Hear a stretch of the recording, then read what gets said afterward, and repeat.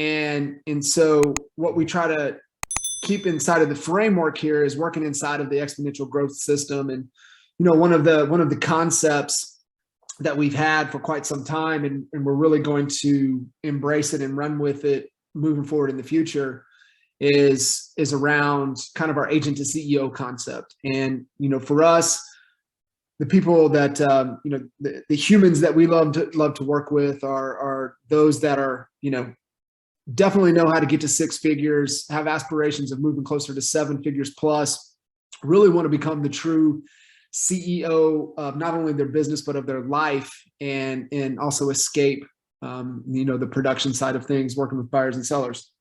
And really that's what we've identified within the growth system. And one of the best tools, if you guys have not taken the growth assessment, is to go there to mygrowthscore.com and really make sure that you've identified the biggest constraints that are really in your business, because that's what a good strategy is all about. So we talk about kind of that big picture, that vision that we have for our business and our life. And what that does is that creates some decision-making filters that we need to have, so we're making better decisions and we're moving in a known direction. Our model then is really dictated based upon kind of what our goals are at the time, what we're trying to do. The season of the business, the season of our life. So sometimes we have to stay in production. Sometimes, truth be told, in real estate, you're not going to make more money per hour than closing real estate deals. And so, you get to that point to where, you've got things in place to where you can get away from it. But then after we have the model, it really comes down to the plan. And a good plan versus a bad plan is just focus on goals, just things that are not even addressing the issues that we have. So the most important thing is identify our issues and make sure we've got a good plan, and we're doing, working on projects to overcome those issues.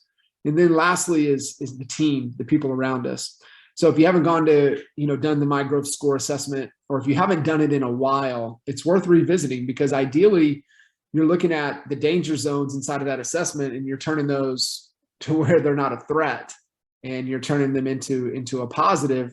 However, there's always a constraint somewhere. So, as one thing strengthens, something else is gonna fall back. So it's a great assessment, great tool to be able to utilize, and really help you guys identify where you need the most help to really leverage us and leverage this program to focus on the transformation and growth of your business and the growth of your life. So making sure all of you are taking advantage of everything that we have and really plugging into the Facebook Coach Code group, getting plugged into that community. Also, if you haven't gained access or forgotten your access into the Vault or members area, hit Z up. She'll get you guys in. There's tons of stuff in there, especially, if you're looking for a good process, a good framework on the listing and buy side, which is our certified home selling advisor and certified home buying advisor designations, but also those processes. If you haven't had to get out cold and work with the seller before, been a business based upon referral, the CHSA tool is your tool. It needs to be a priority for you, because it just helps you understand the process to be able to articulate your value, so that people that truly don't know you, like you, love you, trust you, like usually referrals do, to help them, to be able to get that point that you can articulate your value. So that's all in the members area there in the resources. Plugging into our weekly AMA calls, we have our monthly mastermind call, and of course these weekly growth calls. So before we continue the conversation this month around visibility, I want to talk about something that's really important, and a lot of us need to be reminded of this, especially in times where we're feeling defeated, and that really comes back to confidence. So as anything, right, confidence just doesn't happen. And I really like the way, Tim Grover, who was Michael Jordan's coach, Kobe Bryant's coach, really defined confidence. His question is, was MJ confident or was MJ arrogant? Was Kobe arrogant or was Kobe confident? And he said they were all confident. And so the difference between confidence and arrogance is that confident people win. And it's really building upon those micro victories that stack up over time that really build our confidence. And so it really comes down to where are we at on the humility scale? And Adam Grant, in his book, Think Again, right in the opening chapter, the very first chapter of the book, he talks about, the armchair quarterback and the imposter syndrome. And the armchair quarterback, he said, it has a high level. So he says confidence and competent. I would say arrogant. The armchair quarterback is arrogant because if you take Tim Grover's definition of confidence, and that means that the armchair quarterback is confident, that means he wins. But his competence is real low. Like he doesn't know what the hell he's talking about. I would say he's arrogant because he doesn't know what the hell he's talking about. He's not winning.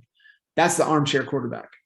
And then on the other end of the spectrum is our imposter syndrome. And I think we've all dealt with that in certain equities or certain times of our life. And the way Adam defines that is that our competence, like we know our stuff, it's just that our confidence is real low. We haven't had enough victories to balance it out. And how he gauges to where we need to be is humility. And one of the podcasts that I've been pushing on everybody to listen to is episode 104 on Andy Frisella's podcast with Ed Milet. Winning is more fun than fun is fun. And one of the things that Ed brings up in there is that, armchair quarterbacks are the ones that say, I'm not fearful of anything, right? I'm fearless. And, that's where Ed defines that that's just a lack of humility. And so for us to excel at any area of our life, we have to have that level of humility and gain our confidence. However, there is a starting point to confidence, and confidence really starts with the commitment. And you guys know my take on it. I don't believe you commit and figure it out. I believe you figure out what you want and then you reverse engineer. And is that something I'm willing to commit to? And so you look at it as like, okay, well, do I want to develop my confidence? Do I want to be more confident in what I want to do? And I would say every one of you on this call is like, hell yes, I want to increase my confidence. I wouldn't be on this damn call if I didn't want to. So let's all agree there. So then we then say, okay, is that something I'm willing to commit to? And you're like, hell yeah, I'm committed. All right, cool. Well, what drives our commitment to the next stage is our motivation. And remember, motivation is internal. It's one of the key components inside of emotional intelligence. And you guys have heard me talk about this. My coach, Dr. Matt Townsend, two things that are the most critical for us as human beings moving forward in the future. One is we consistently and make the commitment to improve our emotional intelligence. And because that's a skill, emotional intelligence is a skill. Anything that is a skill can be developed. And then the other thing is some type of mindfulness practice. So motivation is internal. Nobody can motivate you. People can inspire you, but motivation comes from within. So what is that motivation? And there's great motivation, and then there's not so great motivation.